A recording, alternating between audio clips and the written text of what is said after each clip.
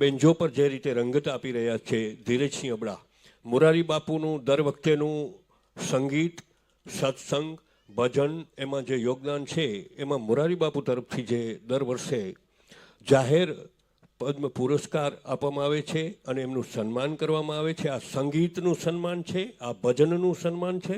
એટલે ધીરજસિંહ બાપુને વિનંતી કરી કે તમે સ્ટેજની સામે આવો અને પધારેલા સૌ સંતોને વિનંતી કે ધીરજસિંહ બાપુનું સન્માન તમારા હાથે થવું જોઈએ એવી અહીંયા રામકૃષ્ણ કુટીર ભાવિક ગણની ખાસ ઈચ્છા છે. પહેલાં તો ધીરજસિંહ બાપુનું સન્માન થઈ રહ્યું છે, કારણ કે આ સંગીતનું સન્માન છે, આ ભજનનું સન્માન છે, આ એક ભક્તિનું સન્માન છે.